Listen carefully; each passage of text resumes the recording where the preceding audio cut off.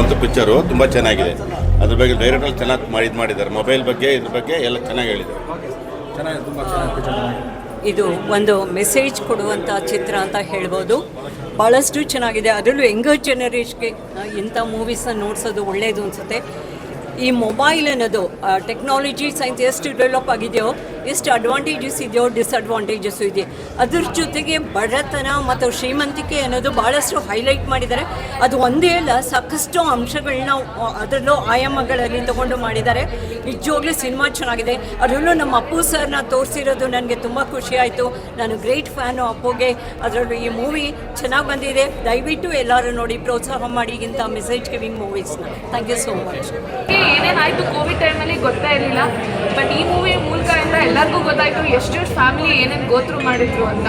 So really well captured movie. You all must watch and support Kannada movies. ನೀವು ಈ cinema maybe like ಮೊಬೈಲಿಂದ ಎಷ್ಟು impact ಆಗ್ತಾ ಇದೆ, ಲೈಕ್ ಮೊಬೈಲ್ಸಿಂದ ಹೆಂಗೆ ಫ್ಯಾಮಿಲಿ ರಿಲೇಷನ್ಶಿಪ್ಸ್ ಹೆಂಗೆ ಬಿಟ್ಕೊಂಡು ಹೋಗ್ತಾ ಇದ್ದೀವಿ. ರಾತ್ರಿ ಆಯಿತು ಅಂದರೆ ಎಲ್ಲ ಒಂದು ಫೋನ್ ನೋಡ್ತಾರೆ.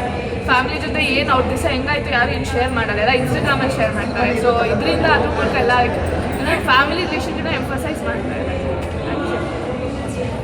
ತುಂಬ ಚೆನ್ನಾಗಿತ್ತು.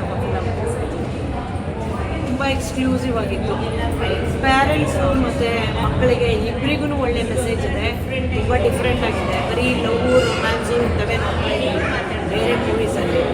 ಇದು ಕ್ಲೈಮ್ಯಾಕ್ಸ್ವರೆಗೂ ತುಂಬ ಒಂಥರ ಹೇಳ್ಕೊಂಡು ಹೋಯಿತು. ಅದಕ್ಕೆ ದೋಗೋಮನ್ಗೆ ಏನಿರಲಿಲ್ಲ, ಕೊನೆಯವರೆಗೂ ಇಟ್ ವಾಸ್ ಕಂಟಿನ್ಯೂಸ್. ಕ್ಲೈಮ್ಯಾಕ್ಸ್ ತುಂಬ ಚೆನ್ನಾಗಿದೆ. Thank you.